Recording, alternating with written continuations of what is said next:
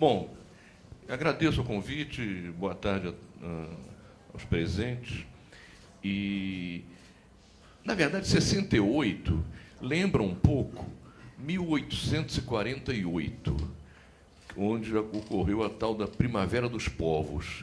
Houve movimentos revolucionários, libertários, democráticos, populares, em vários países da Europa, contra, na maior parte dos casos, contra a autocracia, contra monarquias, etc. Obtiveram vitórias importantes, mas não houve nenhuma revolução. No entanto, ficou marcado 1848 como o ano da Primavera dos Povos. De certa maneira, 1968 foi isso também. Foi um ano, como já disse aqui o Maringoni, em que se teve uma participação política intensa no mundo inteiro.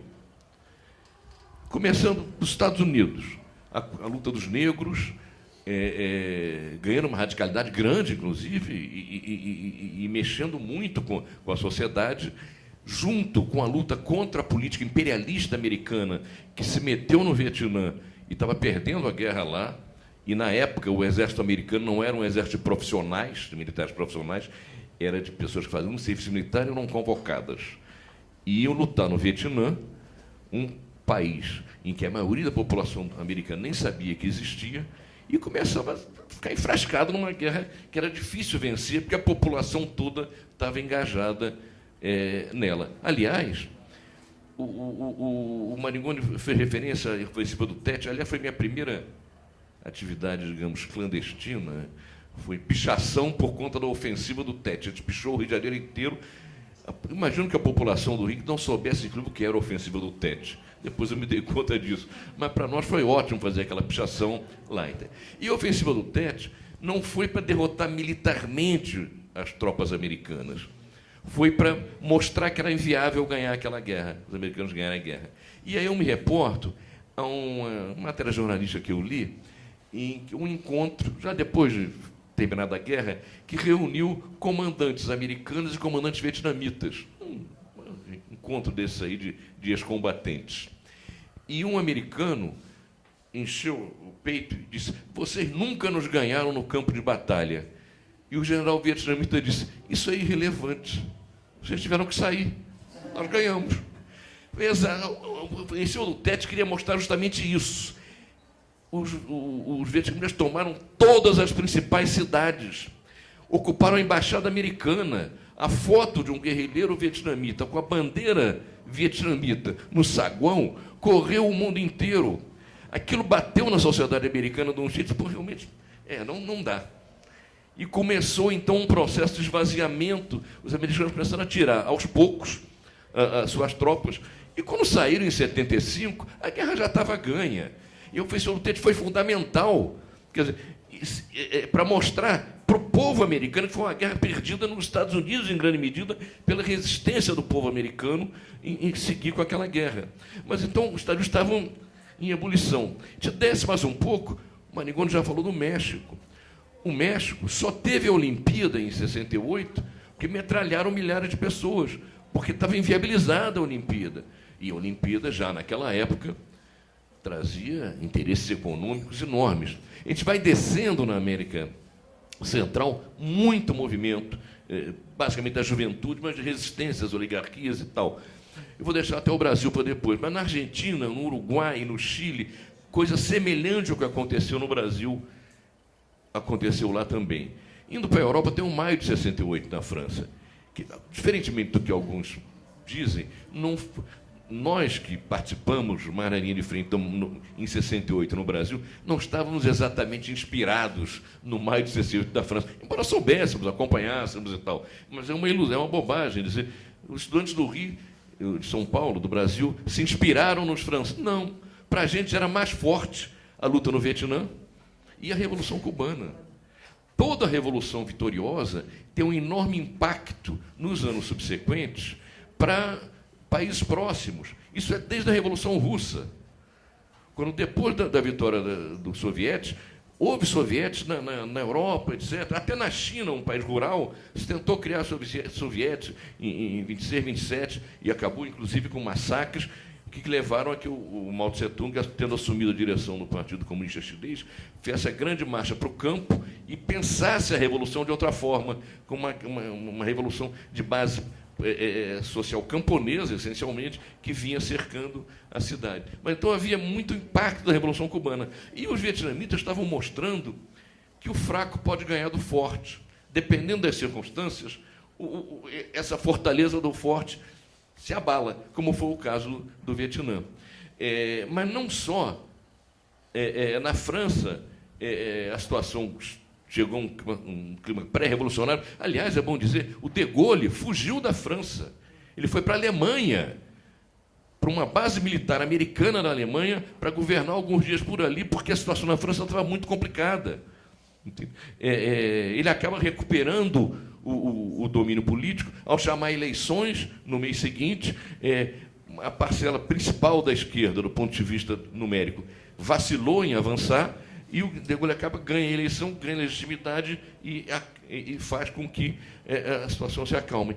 E lá, no maio de 68, na França, a questão das mulheres teve muito presente. Começou o movimento em Nanterre, e a primeira reivindicação é que não se precisava ter alojamentos separados para rapazes e moças. Eles dormem onde quiserem, cada um é dono do seu corpo. E, a partir disso, vejam só, a coisa ganhou uma dimensão tal, e a repressão policial acabou ajudando, que quase caiu o governo. A revolta dos estudantes, a manifestação dos estudantes contaminou a sociedade como um todo. A classe operária entrou, houve a maior greve geral da história da França, e a partir de uma questão aparentemente localizada, menor e tal, mas que não era desimportante, tinha a ver com o direito ao próprio corpo, de fazer dele o que quisesse. E essa é uma marca muito forte de 68 em vários países, o aspecto libertário. Não no sentido do liberalismo burguês, idiota, mas no sentido da insubmissão, de que vamos pensar com as nossas cabeças, temos o direito a nos rebelar contra a injustiça e vamos nos rebelar contra a injustiça. Mas não foi só na França. Na Bélgica, na Alemanha, na Itália, houve movimentações estudantis muito fortes. Aí já se falou, inclusive, o Maringoni lembrou, a invasão na Tchecoslováquia, a Primavera de Praga, uma experiência muito interessante de democratização de um regime fechado, quebrado, que, inclusive, esses problemas levaram que eles não sustentassem mais adiante, mas que foi sufocada essa experiência pela entrada dos tanques do Pacto de Varsóvia. E mesmo se a gente for mais para o Oriente, a Revolução Cultural Chinesa, com todas as críticas que se pode fazer a ela, foi uma experiência em que milhões de pessoas caíram de cabeça na participação política direta. Bom, então, 68 foi, de fato, um ano inteiramente atípico. E que, mesmo que não tenha havido uma revolução socialista, deixou marcas, evidentemente. Parte significativa dos militantes na luta. Pegar só o caso do Brasil, mas vale para toda a América Latina e imagino que valha também para outros países. Mas no caso do Brasil e da América Latina, que eu conheço, convivi com vários companheiros latino-americanos no exílio, 68 foi um laboratório para formar quadros. Porque não se forma quadro fechado dentro de quatro paredes. A experiência política, a prática política, a luta, isso vai formando uma geração de militantes fundamental em 68. E mesmo que o ano tenha acabado com o AI-5, o que 68 deixa é muito mais importante, porque deixa, de fato, um exemplo, uma experiência e algo de toda uma geração que se orgulha, mesmo tendo perdido, em ter participado daquela história. Tem uma frase do Darcy Ribeiro que me parece muito atual e sempre será atual. O Darcy Ribeiro diz: eu tentei salvar os índios, tentei fazer uma educação pública de qualidade, tentei democratizar o país, perdi todas essas lutas, mas não trocaria de lugar com os meus vencedores. Entende? Porque fica... É assim que as consciências se formam, é assim que os movimentos se formam, é assim que eles se consolidam. Então, 68 foi algo absolutamente fundamental. No caso do Brasil, aí fala mais perto do caso do Rio, que eu acompanhei, a questão começa já no início do semestre, com o assassinato do Edson Luiz. O Edson Luiz não era sequer um militante conhecido, não, era chamado de comensal do Calabouço. Calabouço era um restaurante popular que servia estudantes, era mantido pelo MEC, Ministério da Educação. E o pessoal participava da movimentação estudantil, e o governo federal queria tirar esse restaurante dali, queria acabar com o Calabouço, que era um centro da cidade. E havia movimento de proposta, de protesto, passeatas, etc. Numa dessas passeatas, a PM veio reprimir, os estudantes reagiram com pedras, e um tenente da PM atira e mata o Edson Luiz. Os estudantes conseguiram uma coisa fundamental, recuperaram o corpo, não deixaram a polícia ficar com o corpo do Edson Luiz, e levaram esse corpo para, então, a Assembleia Legislativa, que funcionava onde é hoje a Câmara de Vereadores, na Cinelândia. Então, o corpo foi velado aí, entende? E ninguém pensou, não passou pela cabeça de ninguém pedir para as autoridades, não. A gente chamou imediatamente, na época eu não era uma figura de proa do movimento estudantil, era vice-presidente da União Metropolitana de Estudantes, que era encabeçado pelo Vladimir Palmeira, que foi a principal liderança de 68 no movimento estudantil. Havia 5 vice-presidentes, eu era um deles. Mas não era uma figura, estava longe de ser o principal perto disso, no movimento estudantil. Mas a gente conseguiu recuperar o corpo e fazer o seguinte: vamos fazer uma manifestação de massa, esse corpo vai ser levado numa passeata até o cemitério. E a cidade parou. A cidade já meio num certo ensaio para o que seriam as passeatas de 100 mil e 50 mil.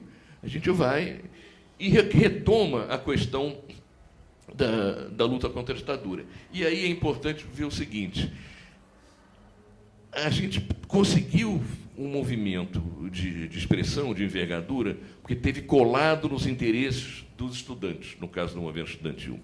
Havia um projeto claro da ditadura de elitizar e privatizar o ensino superior, inclusive colocando a questão de pagamento de anuidades. Até 67, e era o meu primeiro ano na universidade, a gente fez uma queda de braço para não pagar a anuidade, e perdeu essa queda de braço. Porque, no final das contas, no fim do ano de 67, o aluno que não pagasse a anuidade não fazia a prova final. Em 68, a gente se viu diante da história. É uma questão de princípio, continuar lutando contra as anuidades, mas não podemos fazer disso aí a queda de braço, porque vamos perder de novo. Houve, então, muito por influência do Vladimir Palmeira, a mudança de eixo. A gente continuava denunciando as anuidades, continuava organizando atos contra a cobrança, continuava organizando o pessoal até para pagar conjuntamente no bolso de um ato e tal, mas centrou a luta na questão de mais verbas para a universidade pública.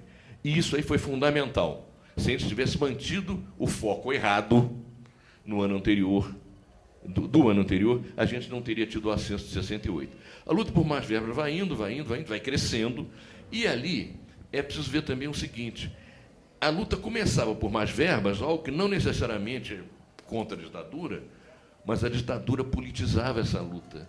A ditadura metia o cacete em quem estava pedindo mais verbas, e então, rapidamente, ao grito de mais verbas, se somava um outro, que era o grito de abaixa a ditadura. Isso foi encorpando e foi, inclusive, chamando outros setores sociais, porque a gente vivia a seguinte situação. Na época, o ensino público era talvez 80%, no Rio, imagino que seja o quadro do país inteiro, era mais ou menos 80% das universidades eram públicas. Entende? E a restrição de investimentos estava, de fato, mexendo com aquela coisa lá. Entende? A classe média, que dava a maior parte daqueles estudantes, que tinha, em parte, apoiado o golpe militar em 64, tinha vindo para a oposição por conta da política econômica dos militares e por conta também da história de que eles estavam se perpetuando no poder. Houve segmentos da classe média, inclusive políticos, caras com mandato e tal, que apoiaram o golpe, ainda que timidamente, no primeiro momento, acreditando no que os militares diziam, que eles iam sair de cena e manteriam a eleição presidencial de 65. Juscelino Kubitschek apoiou o golpe. Vários políticos que depois estiveram contra a ditadura apoiaram naquele momento, um pouco por aquela situação de muita confusão. Havia um sentimento na sociedade de que alguém tinha que botar ordem ali. Paneleiro arrependido. Assim. Paneleiro arrependido. Eu acho que nem dá para chamar o pessoal que apoia de paneleiro. Não. Eu estava no Chile, quando da deposição do Allende. A direita fez isso em 64, no Chile fez em 73, numa escala muito maior. Ela torna a vida das pessoas absolutamente impraticável. O Chile é um país, todo mundo conhece a geografia do Chile, um país comprido, estreito, e não tinha ferrovia, imagino que ainda não tenha, e tinha uma carreteira central, uma estrada de norte a sul. Por ali passava todo o transporte. Os caminhoneiros, depois se soube, com apoio remunerado da CIA, fecharam a carreteira central. Seja por pruridos, seja por não ter força diante do exército, da polícia, o Allende não mandou desimpedir as estradas no peito. Entende? E começou a haver um desabastecimento que afetou a vida de todo mundo. Você ia no supermercado, não tinha sabão em pó, não tinha sabonete, não tinha pasta de dente, não tinha papel higiênico. E isso aí, os mais politizados compreendem que, realmente, isso é coisa da direita e tal. Mas chega a um ponto que um cidadão médio, ele quer que alguém bote ordem naquilo, ele quer viver sua vida normalmente, etc. Então, uma parcela da classe média, também no Chile, acabou apoiando o golpe nesse momento. Ou, pelo menos, não vendo com grande hostilidade. No caso do Brasil, aconteceu também isso. E essas pessoas achando que os militares iam sair de cena. Não saíram, como se viu, ficaram mais de 20 anos. Então, essa parcela da classe média, já desiludida, começa a vir para a oposição. E com uma política econômica que arrochava os assalariados e apertava a pequena e média empresa, que também jogava esses segmentos para a oposição. Então, a classe média, que era de onde vinham quase todos os estudantes universitários, estava toda na oposição. Isso criou Por outro lado, a repressão ainda não era tão forte como foi depois do AI-5. Então, a gente ia para a rua, etc. e tal, tinha um choque com a polícia, mas não, pelo menos no primeiro semestre de 68, não atiravam contra as manifestações. A gente vai subindo, num quadro, que chegou em alguns momentos, quase de confrontação e insurreição urbana. A gente fez numa quinta-feira de junho, ou julho, não sei, no início, uma manifestação que era... A gente resolveu, na luta por mais verbas, ocupar a reitoria da UFRJ, a principal universidade, e trazer os integrantes do Conselho Universitário, de professores, doutos e tal, né, para a Assembleia de Estudantes, para que dissessem, um a um, se iam se somar conosco ou não na luta. Um pouco da influência da Revolução Cultural Chinesa, admito. E vinha um a um, entrava lá, e entrava um estudante de dedo em riste, e dizia, você vem com a gente ou não vem? Todos disseram que sim, etc. Só que foi cercada a reitoria pela PM, e a gente anteviu a possibilidade de entrar, de ser retirado dali no cacete, como já tinha sido um ano antes na Faculdade de Medicina. Então, resolve, de forma organizada, a gente liberou os professores, que era um compromisso nosso, mas começa a escurecer e a polícia cercando, e com evidentes intenções de meter o cacete. A gente divide o pessoal e um grupo menor faz um movimento, aquela tal do Mao Tse Tung, um movimento a leste para atacar o oeste. Faz um movimento fingindo que vai sair por um lado e o grosso da tropa sai sem ser espancada por um outro lado. Mas o pessoal que foi preso foi levado para o campo do Botafogo, ali perto da reitoria, na Praia Vermelha, e deixaram a imprensa trabalhar livremente. Então, há fotos de rapazes e moças deitados no gramado ali, estavam em todos os jornais no dia seguinte. Foi um negócio que chocou a sociedade. A gente chama, então, a manifestação de protesto para a sexta-feira, no dia seguinte. E nós já tínhamos descoberto algumas coisas que descobrimos intuitivamente. Primeiro, as passeatas eram muito melhores serem feitas na contramão do trânsito. A gente subia a Rio Branco na contramão dos carros, de forma que, depois que eles passavam pela manifestação, avançavam e a polícia não podia chegar. E, na frente da manifestação, o trânsito ficava engarrafado. A polícia também não chegava por ali. Depois, a polícia era muito pouco preparada. Ela utilizava, essencialmente, cacetete, bomba de gás, um tipo de bomba que a gente chutava de volta sem muito problema. Eu usava, às vezes, cavalaria, que é muito vulnerável à bola de gude, ou mesmo rolho, o cavalo cai. E nesse confusão, a cavalaria não tinha mobilidade para entrar. E os soldados, eles vinham e com a entrada da população da cidade ao lado dos estudantes, eles ficavam extremamente vulneráveis a coisas jogadas dos prédios. Houve PMs mortos, foi jogando até máquina de escrever na cabeça dos caras. Então, a gente fazia esse tipo de coisa descoberta também intuitivamente. Também intuitivamente a gente viu que se começassem manifestações em torno do meio-dia, na hora do almoço, a confusão na cidade ia ficar até de noite. Porque a cidade estava cheia. Já se a gente estivesse no fim da tarde, a cidade se esvaziava. Então, esse tipo de coisa a gente foi aprendendo ao fazer. E tem essa sexta-feira em que aconteceu um fato. Bom, o pau cantou, foi a chamada Sexta-feira Sangrenta. Houve mais de 30 mortos. Nenhum participante do movimento estudantil. A população urbana, essa população urbana do centro do Rio, de contínuo, boy, desempregado, ela se envolveu de tal forma na confusão que aconteceu um troço doido. Saímos já de noite, eu, o Vladimir e um terceiro líder estudantil, o Muniz, que era presidente do DCE, da UFRJ, a gente foi jantar, estava na televisão, ao vivo, confusão ainda na cidade, e a gente não sabia que tinha confusão, já não estava mais sob a nossa liderança. O pau estava cantando, e foi uma violência brutal. A gente resolve, então, não, em vez de fazer, nessa altura já tinha manifestação todo dia. A gente resolve marcar uma manifestação para quinta-feira, para preparar mesmo com todos os segmentos da sociedade e tal. Isso foi feito e deu origem, então, a 100 mil. E quando eu falo em 100 mil hoje, a gente já houve várias manifestações com 100 mil. É diferente fazer 100 mil naquelas circunstâncias. Até a véspera de noite, estava proibido, polícia dizendo que ia meter o cacete, exército ficou em uniforme de combate na cidade, etc. A gente manteve... Não vou terminar já, porque a gente manteve, a gente teve informação, inclusive, a gente teve informação de que havia um plano para sequestrar e matar líderes estudantis, principalmente o caso do Vladimir. A informação veio do Senado Federal, que o pai do Franklin Martins, o senador Mário Martins, teve isso lá, chegou a gente bom, não dá para recuar, não tem graça nenhuma o Vladimir não ir nessa manifestação, tem que ir. A gente fez lá o esquema dele, então, fez a manifestação de 100 mil, só que, e depois fez uma outra, mais ou menos igual, mas já aí estavam chegando já as férias, que eles mobilizavam, e a gente bateu no teto. Eu vou fechar aqui. Depois. Na verdade, aquele ascenso bateu no teto. Porque, embora tenha havido greves operárias importantes, Osasco, Contagem, foram localizadas. A sociedade os segmentos populares tinham sofrido muito com o golpe militar e com a repressão. No campo, o que se matou de gente no campo foi desarticular os sindicatos rurais, ligas camponesas, etc.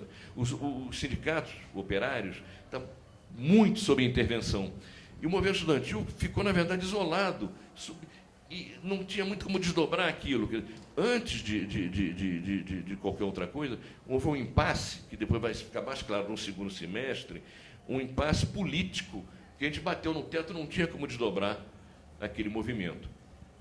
Teve ainda os 50 mil, sim, dos 100 mil, na véspera de noite, muito solenemente, o governo anunciou que, por razões humanitárias, ia permitir a realização da passeata.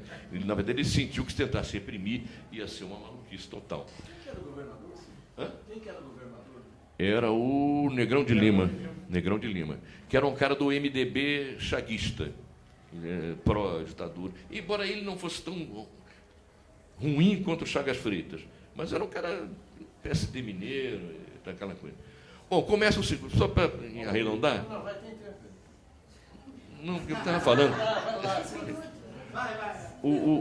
No segundo semestre, o quadro muda. Primeiro, o movimento tinha batido no teto.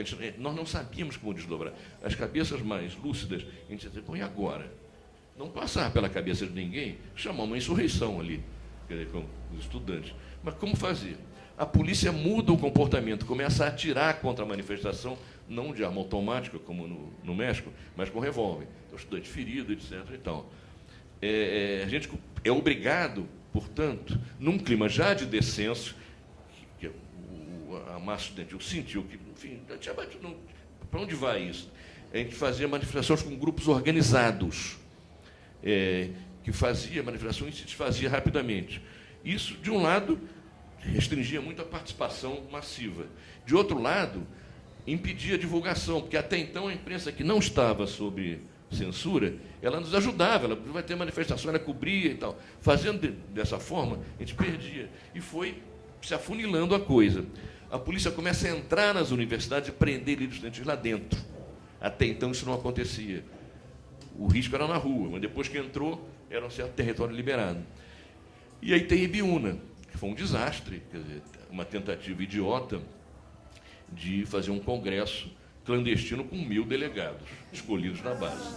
Quer dizer, o Zé Dirceu é, com frequência, acusado de responsável disso.